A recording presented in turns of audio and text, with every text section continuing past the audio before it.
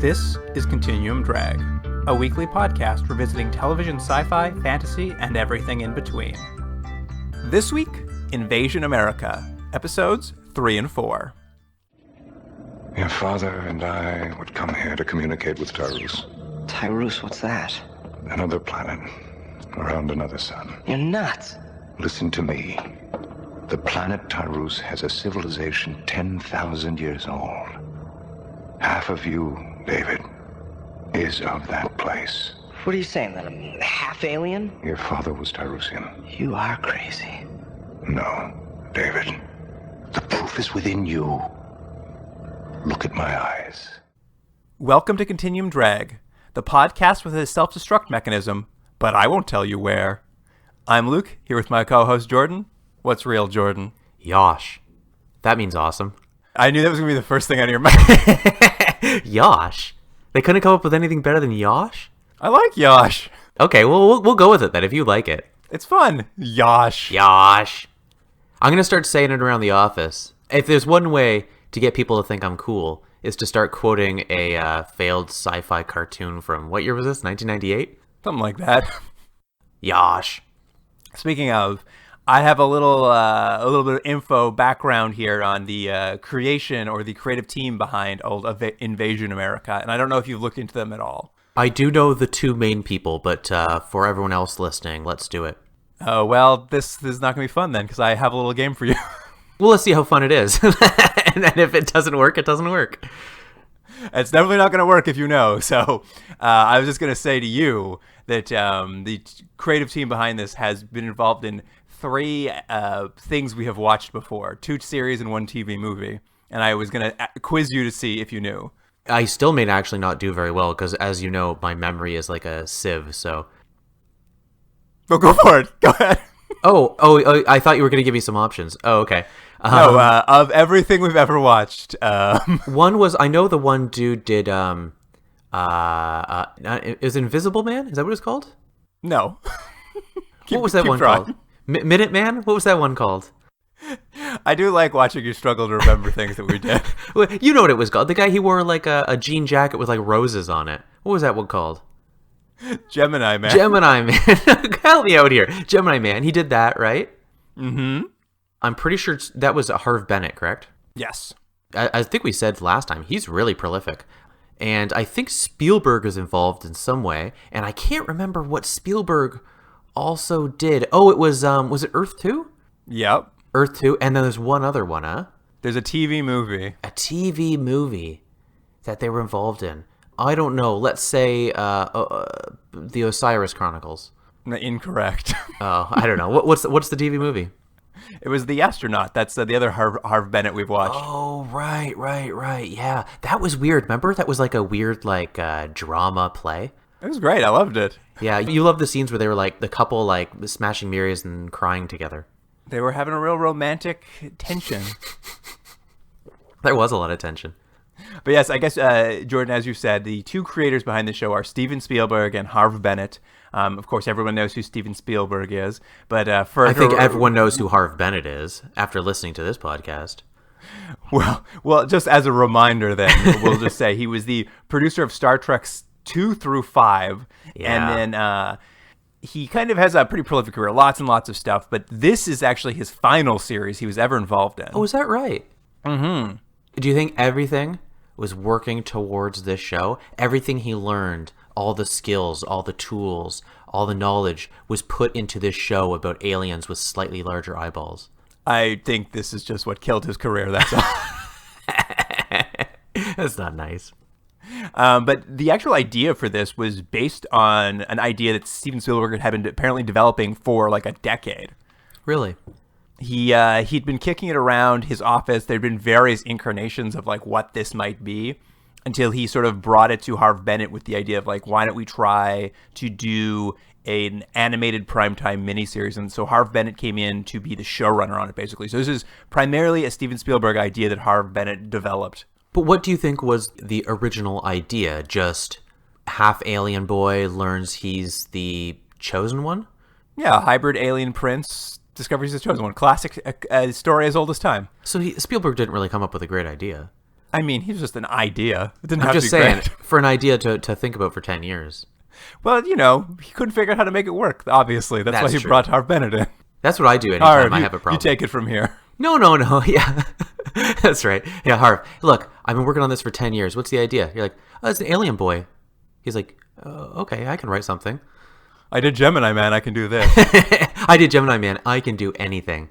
Well, I've got one more little thing, which I think is going to be more important for you, or perhaps little childhood Jordan, maybe. Oh, yeah. We all love little childhood Jordan. He's such a scamp. It was before the world crushed him. One of the three writers, basically the three writers who divided up these episodes, and I believe he's the one who wrote the most of these episodes of the series.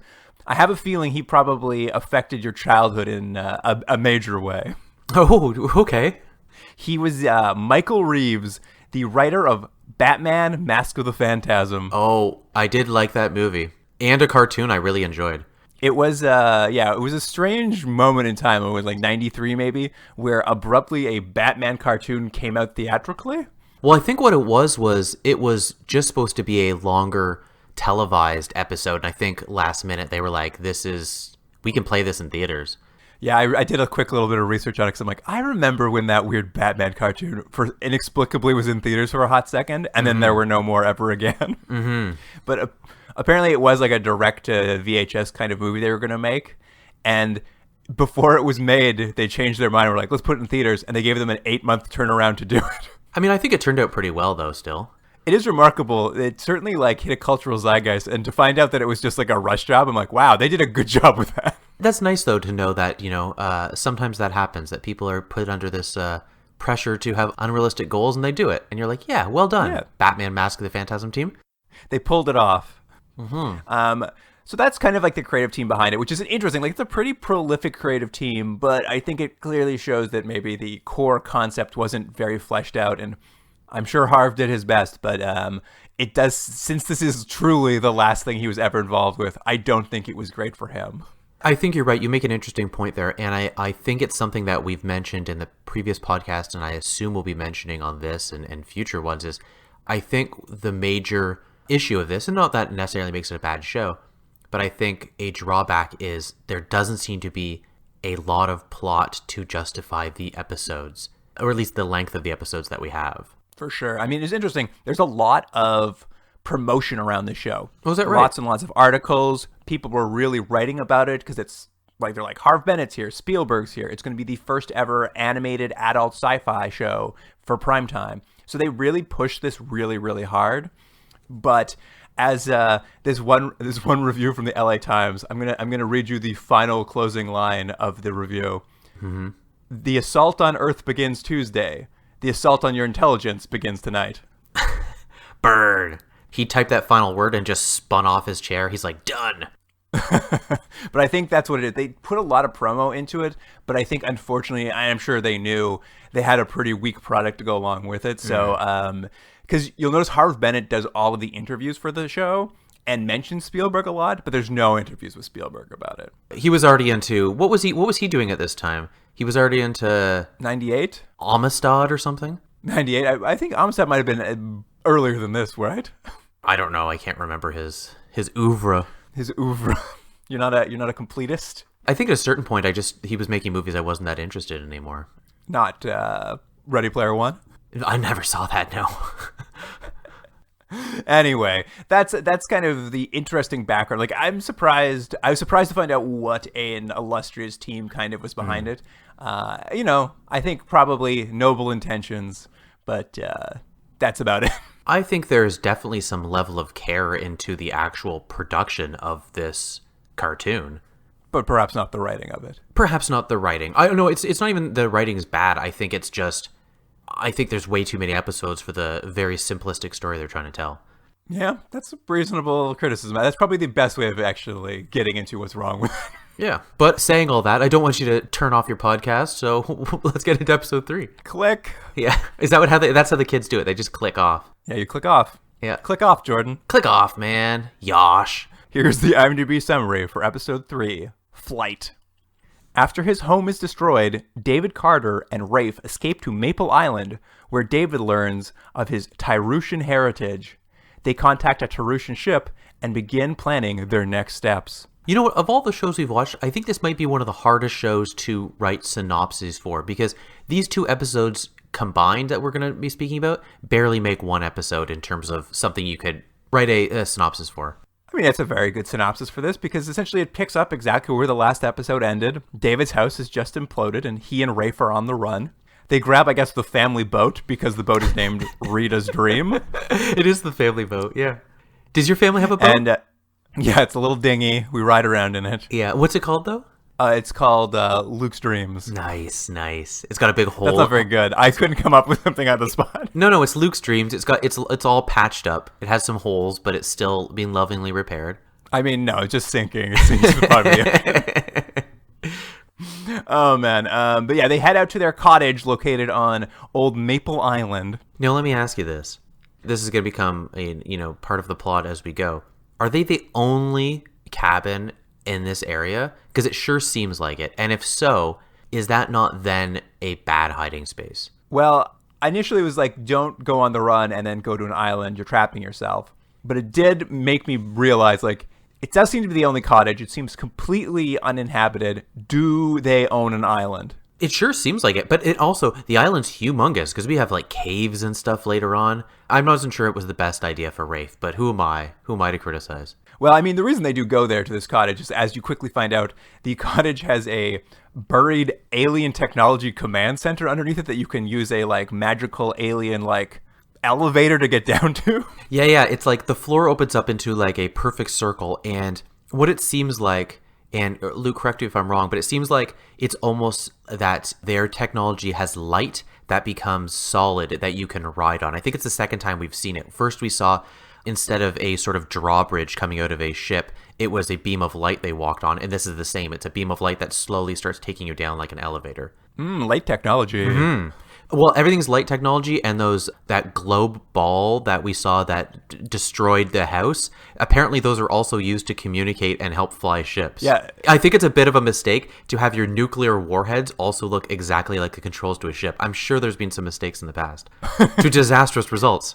It is true. Everything is orb-based, their technology. It's an orb-based society. I know there's almost no reason to dig into the glaring mythology errors in this, but all I could think is just like, how did you build this thing under this island? I thought you guys were stranded on Earth. Like, are they not stranded on Earth? Do they have just access to limitless amounts of technology to build this command center? There's a lot of problems. What I like, though, is as soon as, what's his name, David and Rafe go down into the little secret laboratory or whatever you want to call it, command center, almost immediately there's a call.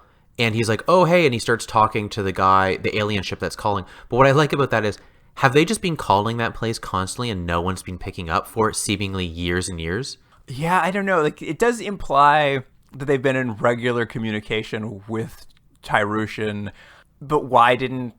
I don't understand. Like, none of it... Like, they seem to be stranded there, but also seem to be in perfect communication. All it is someone went, wouldn't it be cool if in this cabin underneath there was this amazing technological room? That's basically all you need to know. Is like, does it make sense? No, but wouldn't it be cool? And as a kid, if I watched this, I'd say, yeah, it was cool. Yeah, I mean, I guess so. It's kind of like, oh, look at all the technology. Look at this orb phone that's ringing. I hope they pick it up. But Rafe essentially finally explains the whole, like, you're the son of an alien king thing to old David here. Like, he's from the Tyroosians, a 10,000-year-old civilization. Mm-hmm. And is that a long time? Is 10,000 years a long time? I couldn't decide. I mean, I guess if you're going in actual civilized, recordable history, I suppose it's a long time. Yeah, at first I was like, whoa, 10,000 years. And then I started thinking about it. I'm like, wait, is that a long time for a civilization? I'm not sure.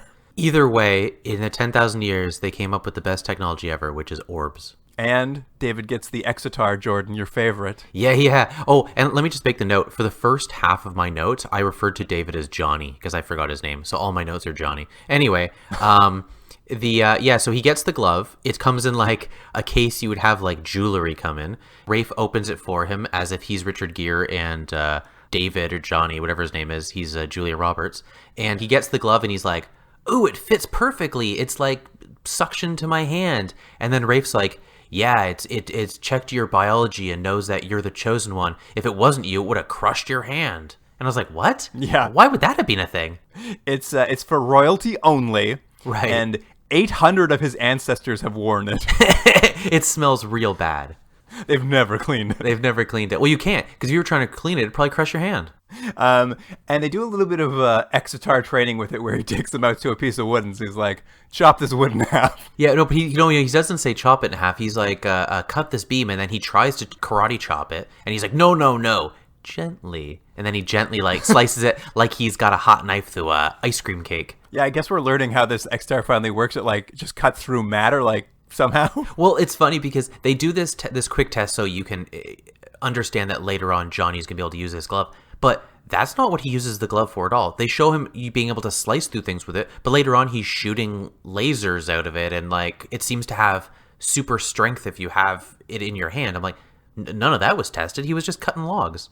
Listen, Jordan, all that matters is you cut a log, and it's so cool you yell, Yosh! You know what? I've changed my mind. I like Yosh as well. Is it Yosh or Yosh? What is it? I don't know, Yosh. I'm sure there's different dialects you can That's put true. away. If you're from the southern region, you say Yosh. But as they're on this island doing like Mr. Miyagi training sessions, that weird band of 80s blonde action hero twin alien bounty hunters, Yeah. those weirdos from the second episode show up, and they've been tracking them or something. There's a couple things I like. One, they seem like their design is to make them a little interesting and unique, but they don't use them at all. They're just like, oh yeah, they're two blondes with long hair. Anyways, but what I like is they track them immediately. So again, this hiding space was not a good hiding space because they know they're on the lake. They go to the one house that's on the lake. So the bad guys are like, yeah, I guess they're at the one house. But anyways, they have an interesting technology on the boat, which is, Luke, am I right? It's essentially a computer, but what the computer has is they like Zoom or Skype to old Leonard Nimoy to say, hey, by the way, we found the guys. But then they take a piece of paper, which is, I think, the photo, and they... Of Rafe, yeah. Of Rafe, and they, like, put it into the computer, which is essentially sort of like a fax. It goes in, but then just, like, gets faxed onto the screen of Nimoy. So it's like, they have a future technology, but looking back from now, it seems a very odd technology. Yeah, you just, like, somehow shove a photo into your laptop. The laptop sends that photo to Leonard Nimoy in his office. Leonard Nimoy then morphs it on top of another photo of Rafe when Rafe had long hair. And he's just like, oh my God, it's Rafe. And I'm like, don't you guys know that already? Like, what is happening here? There's two things funny about that. The first being, yes, you know it's Rafe. That's why you're chasing him. There's no surprise there. That's literally why you're doing it. But then more importantly is that he has to confirm that because he got a haircut, it's the same guy. I'm like, have you noticed that he has gigantic eyeballs? That's the thing you should be looking at, not that he has bangs in one photo. Yes, but basically what this is General Leonard Nimoy over at the White House is like, well, we found them. I'm going to send my SEAL Frogman team into the lake to emerge and, I guess, go after David and Rafe. Luke, why did they have to go that way in the water? I don't know. They have personalized cloaking devices, so it seems like there's a few ways they can go. But I just have so many questions. Like, General Nimoy has infiltrated the highest levels of the military. He has so many aliens in the military that he can have a separate squad of all alien Navy SEALs go on an explicitly alien mission covertly and no one will notice. How do they need an invasion? They've already invaded. My thought was, what was the point of having these sort of Navy SEAL guys even show up? If you have so many resources, that seems like a slow way to get rid of these guys. Why not just fly a plane over and just drop a bomb on it? You clearly have access to planes. Well, they want David alive, I guess, to be their royal puppet, maybe? Okay, sure. I'll allow it. He's chosen, Jordan. You can't kill him. It's true. He's slicing cake perfectly with that glove in the cabin. I guess, yeah, what I keep tripping over is I'm just like, I think you guys have already taken over Earth. I don't understand what this invasion is for. Well, it is a good point, and not to belabor this too much, but in the second episode, someone's going to say at one point, we have to have this underground layer to do our invasion properly. And I thought, why? You've already done it. It's all done. Like, is the idea you need different technology because you've already overtaken everything we have as humans. So what does it matter? Yeah, it does feel like they're already in every level of the military and probably the government. I feel like you guys are 99% of the way there. You just got to like push it over the edge. Yeah, they're just not confident in what they've already done. They should sit back and go, you know what, we've done a pretty good job. We have already taken over. Anyway, this alien SEAL team uprising the island, they attack Rafe and David, who get pinned down, and it's looking very grim for them. But thankfully, that Major Stark, who found that alien skeleton 2 episodes ago somewhere, he's been also searching for them from the old house implosion from yesterday. Mm-hmm. Yeah, and they show up in their helicopter, and then it's another firefight. Yeah, the helicopter, which is also equipped with a Gatling gun and missiles. There's a point I really like, though. The helicopter comes in and I think they put some sort of light on the guys, because we should say the guys who came out of the water are invisible at this point. So they put a light on them, which I think overrides the technology so they can see them. And they're just shooting down from the helicopter, and those guys are shooting back up at the helicopter. But the leader of the bad guys, they're in the middle of a field with no cover, and they're just having a helicopter just rain bullets down on them. And the bad guy goes, "Stand your ground, everyone." And I thought, that's terrible advice. Why would you stand your ground in the middle of a field with no cover? But anyway. I mean, they do end up retreating in the end, because the helicopter lands. General Stark, or Major Stark, is just like, "Who are you, Rafe and David?" And then Rafe just explains the whole deal with like aliens and kings and invasions of Earth. And we basically cut away and come back, and this Major Stark character is just like, "Oh yeah, cool. Why don't you guys get on your alien spaceship and take off now that you've told me everything that's happening?" Mm-hmm. Yeah. No Earthling they tell about what's happening is surprised or upset. No, everyone's just like, makes sense. You know what? That's the narrative I was hoping for. Yeah, and he just like lets these 2 aliens he just met just peace out on a spaceship. And that's where the episode ends, isn't it? Well, I mean, what we kind of get here is there's like a little bit of the stakes we're learning at the end of the episode from old General Nimoy. As you like to say, they've never been higher. Yeah. He's back at his office in the White House, and he gets a call from that alien Air Force base in Utah. And when he picks it up, someone on the other side of the phone says, "General, the weather front we've been tracking for years? Well, guess what? We're now on 24-hour storm watch, and the meteorologist says, seek shelter." That's right. Yeah. That's the secret message. Seek shelter. But I mean, basically what that's saying is the Grabbits invasion force, it's close, and it's going to be up to old Rafe and David to stop them from invading the world. If you were old Yosh, if you were Leonard Nimoy's character, whatever his name is, Johnny 3 times, he's there, and they go, "Hey guys, just so you know, the ship is close." I'd have said, "Guys, I've been here since 1965. You've been saying this day after day, year after year. I don't know how close you are." He's been there forever. I just like there was this long weather metaphor they used to like imply that it's coming. The meteorologist says, seek shelter. Is that because they don't want anyone else to hear the message? Was that the point of that was? I think that is it. Is like, it's all covert. Right. Although, if you were like listening on the phone, like let's just say the NSA has tapped this general's phone, and he gets this call, and this man just says all these words to him, they'd be like, "Yeah, that's clearly suspicious."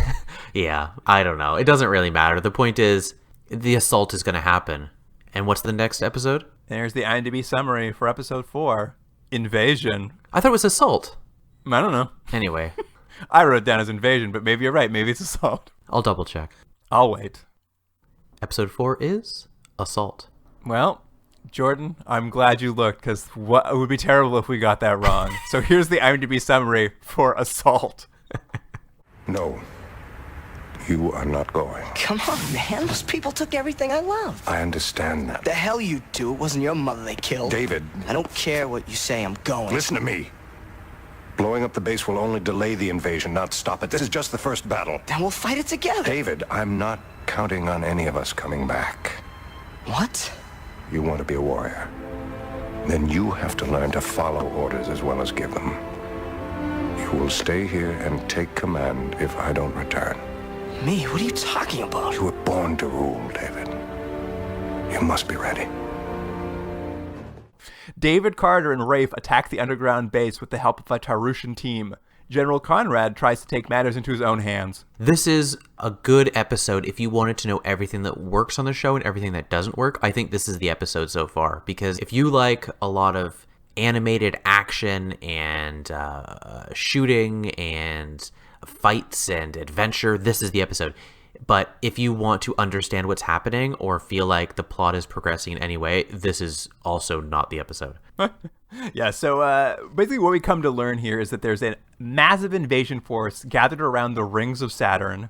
They'll be able to reach Earth in 5 to 6 hours at tachyon speed. Yeah, I enjoyed that. Did you like that? Tachyon speed? I did like that too.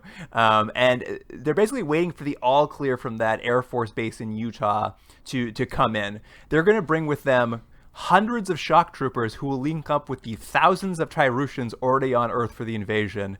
And again, if you have thousands of Tyrusians on Earth, what are a couple hundred more? Like, what is stopping this invasion? I know. It's this weird thing that I wonder if even at the time people sort of felt this, that the stakes don't feel like much at all. There's no real tension. There's no real worry. You're just like, oh, these two sides are going to fight, but I don't know anything about these sides or why I should feel one way or another. Like, I don't even know why the bad guys are bad guys, other than they tried getting rid of David's dad. But maybe David's dad was a dickhead. What do I know? Well, they want to invade Earth, so we know why Earthlings won't like them. But who cares? Who cares they want to invade Earth? We're garbage. This is your preference. You prefer aliens to invade. Well, more importantly, Rafe puts on face paint here. He's got his warrior paint. And did you catch what the face paint represents? Yes, the traditional Triusian war paint. 3 colors he puts on, right? 3 colors? Yeah, he puts black, which is what? The darkness within. Yeah, and gray represents what? The spirit of the warrior. And is the third color green? Is that what he puts on? Yeah, he puts green on as the final color. And why does he put that on? It's just his favorite color.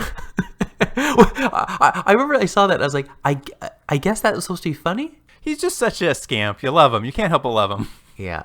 But the more important thing of the scene is David's like, I want to put on face paint. I want to go to battle. And Rafe essentially says, you can't come. And the major reason you can't come is because I don't think any of us are going to make it back. We're all going to go do this mission. We hope to succeed, but we will probably die in the process. And you need to go on and you have a greater purpose. Yeah, well, just a little explanation around that is once David and Rafe in the last episode hooked up with that spaceship that was coming to get them, they were initially planning to return to Tyrushan and bring David home. But when they find out about this invasion force at Saturn, they're like, we've got to go destroy that Utah base to stop the invasion. Why that would stop it? Yeah, why that's going to stop it, why is it needed? And also, they could have destroyed this any time in the last 40, 50 years. Well, they needed this cool team of Tyrusians on this ship to help them, I guess. But yes, so he's got this whole team of people. They're going to go down. They're going to try to destroy this base. And if they don't make it, they need David to survive because, as Rafe puts it, if I don't come back, I need you to take command. I'm just like, David knows he's an alien for literally 7 hours now. He shouldn't take command. Yeah, all David knows is how to do gymnastics and how to mope. That's it. But yes, the whole team does like an airdrop out of this one little alien ship they have down onto the base, and they got these cool back-mounted gliders, and they're wearing their awesome orange wraparound sunglasses.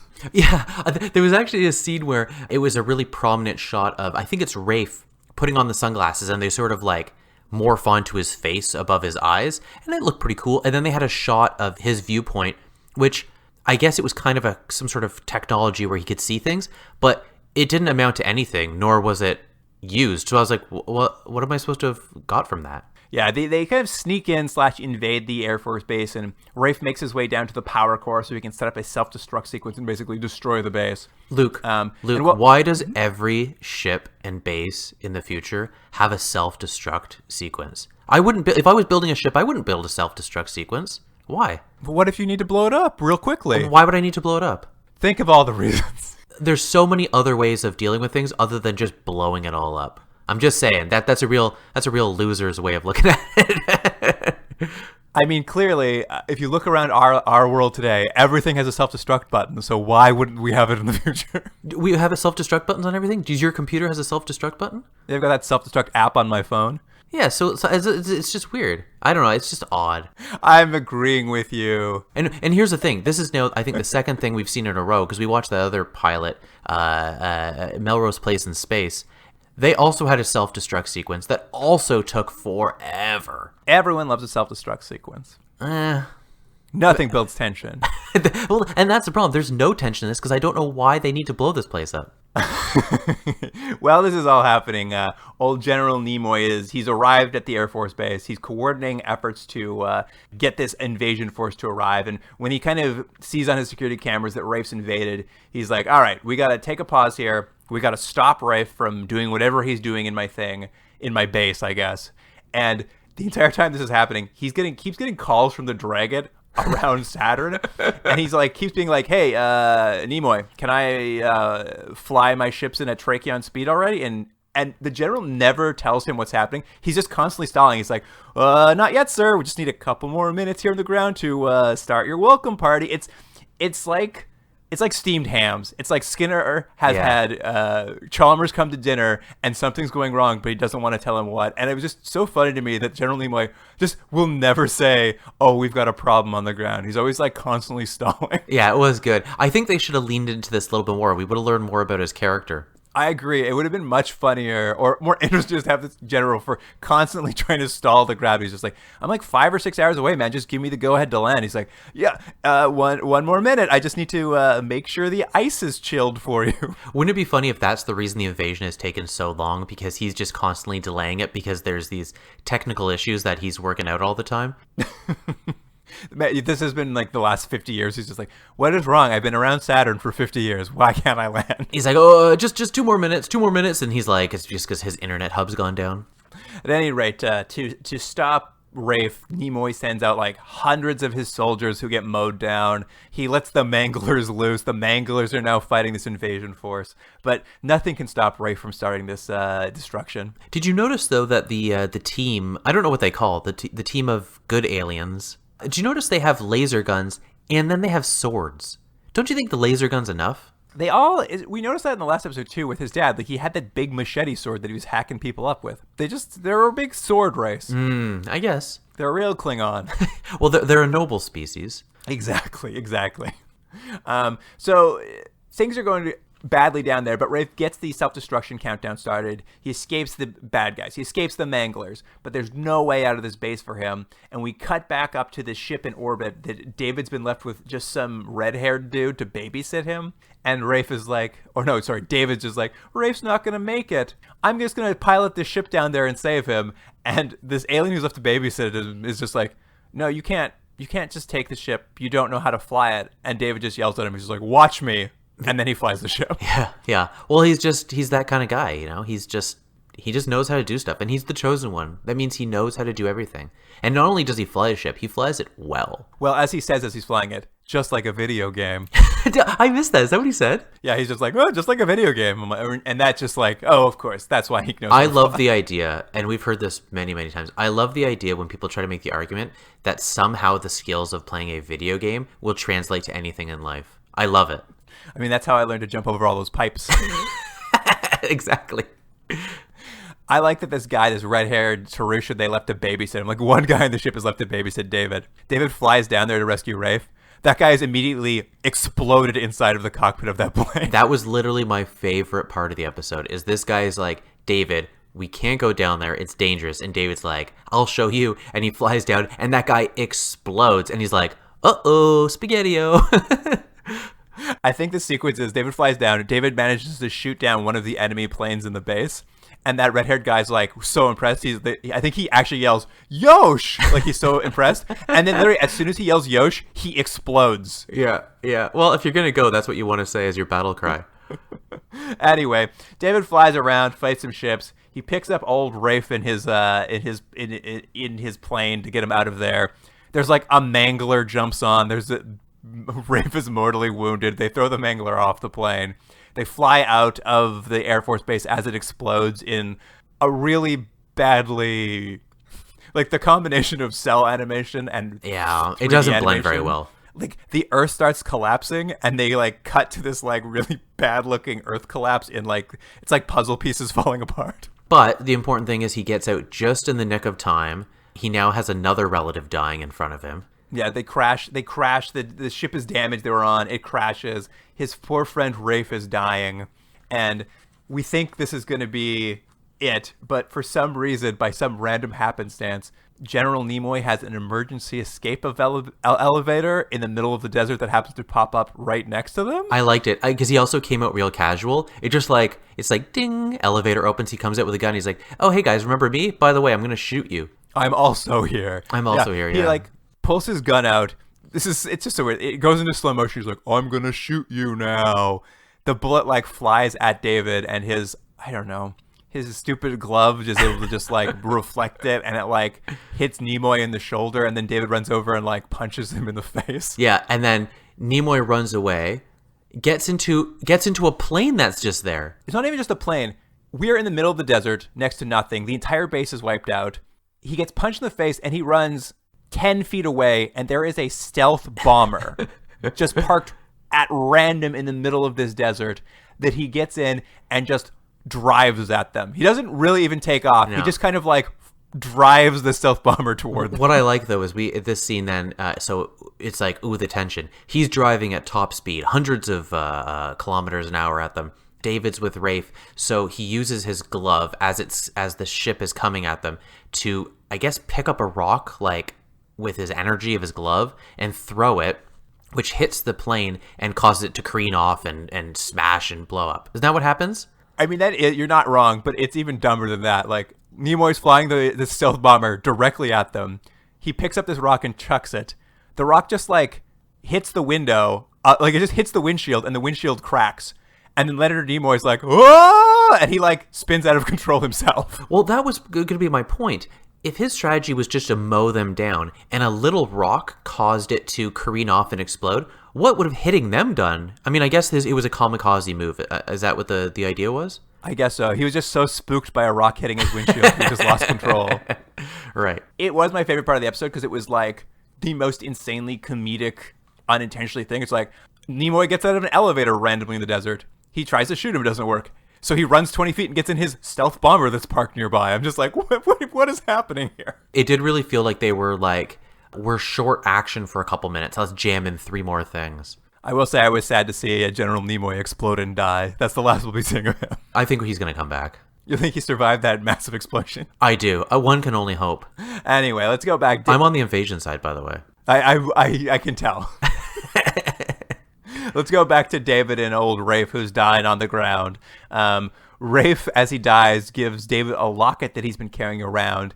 And inside the locket is a hologram of David's parents, which I was like, okay, but weird that, Rafe, you carry around a locket of David's parents. It's odd. An odd thing for you to have. Yeah. It almost feels like the reason he would have had it is because he also had feelings for David's mother or something. But that's not what they're implying. It's just that I think it's actually that this thing is somehow actually connected to their souls or something.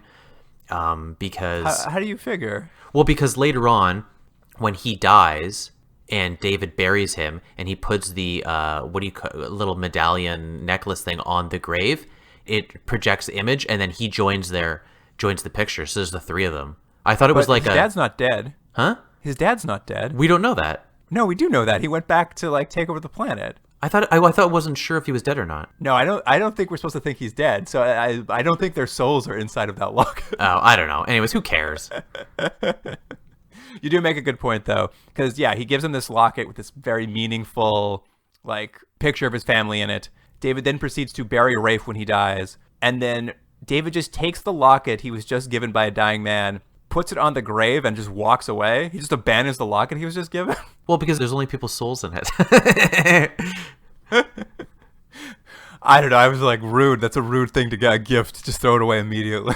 What was his mom called? A rocker? Do you remember? A rock hound?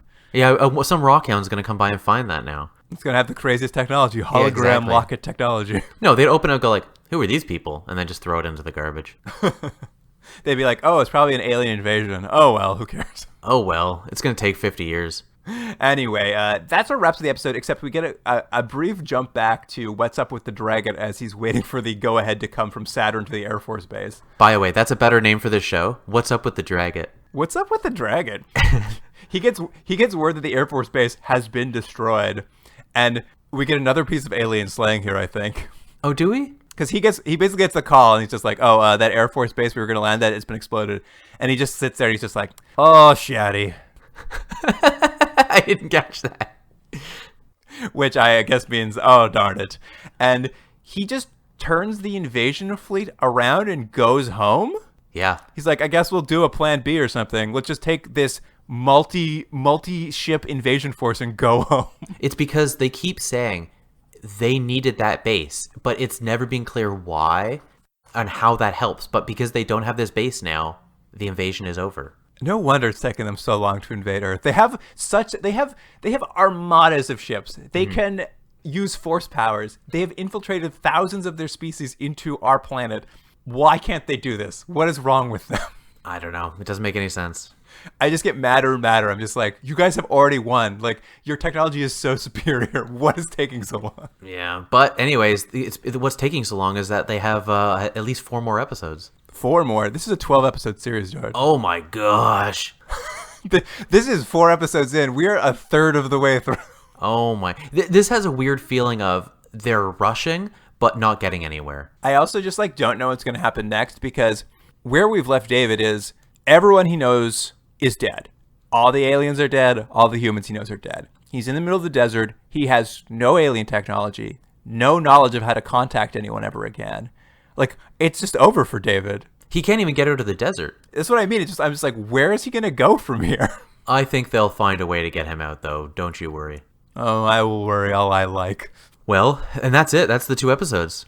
That's it, Jordan. Shall we just get into rating them? I have no final notes. So. I don't either. I mean, what else is there to say? All right, Jordan. What do you want to give the first episode, Flight? Again, it's very hard to rate these as solo episodes, but I think these 2 have had, in terms of storytelling, more structural issues than even the previous 2. I'm going to give this one a 4 out of 10. 4 out of 10. Very generous, I still feel like. You think so? I would say the biggest problem with Flight is it literally does not need to exist. When we left them at the end of episode 2, it was Rafe and David meeting at the house. All that happens in episode 3 is they tell David he's an alien, and then they get on a plane to head home. You could have just had that happen at the end of episode 2 or at the beginning of episode 4, and we'd be in the same place. There's nothing that happens that is meaningful in episode 2 other than them inventing the word Yosh. Yeah, and you're right. There's no reason you couldn't re-edit all of these to just have one scene or a bit of voiceover that does the work of this whole episode. Yeah, so I'm going to give it a 2 solely for Yosh. Oh, well, one of my points was that guy got shot in the face. Or was that the next episode? Which guy got shot in the face? Oh, this is the second episode. I shouldn't even have given it a 4, but I'll stick with a 4. You'll stand by it. I'll stand by it. And then the rating for episode 4, Invasion. I'm going to give this one a 3, not because it's that much worse, but just because I feel like we're going over the same ground over and over and over. So my score is slowly dropping. So 3 out of 10. It's crazy that you went 4 to 3, because this episode is better than the last episode, if only at least because something's happening. I think you're not necessarily wrong as in an episode, but I'm treating this as one long thing. So the more bored I get, the lower this rating goes. No, I would say this is a better episode, if not by huge degrees, but at least something happened, a plot point moved forward as they attacked that base. Was it all that interesting? Not really. But for that ending bit where Leonard Nimoy has the most insane confrontation, for me, that was at least something. So I'm going to give this one a 3. Well, we were on the same there. 3. I'm more complaining about your 4 for the last one. Oh, I'm sorry. What was that expression the guy had at the end of the episode? Not Yosh, but the other thing? Oh, Shaddy. Oh, Shaddy. I think that's what it was. I hope it's true. I do like, though, that your whole plan now is, irregardless of what happens in any episode, you're just going to go down 1 point, but you still have 6 more to go, so you'll be into the negatives in no time. Well, hey, you never know. Maybe they're going to really pick it up. Maybe they're going to go into space and something exciting is going to happen. I mean, I think based on the number of episodes they have, we're going to get to Trirushan at some point. Yeah, and everyone's just going to be like, Yosh, Yosh, Yosh. Oh, Shaddy. Oh, Shaddy. Yeah. All right. That wraps it up for this episode. If you want to email us for some reason, you can get us at continuingdrag@gmail.com. Don't bother. And of course, on Instagram and Twitter, we're going to have some clips from the show, so you can follow us at Continuing Drag on both those platforms. But that wraps it up. Thanks for joining us, listener. And Jordan, I'll see you next week. Yosh, Yosh, Yosh, Yosh, Yosh. Continuum Drag is recorded in Toronto, Ontario. Theme music by James Rex Seidler. Produced by Jordan Dullock and Luke Black. Special thanks to Aaron Hughes.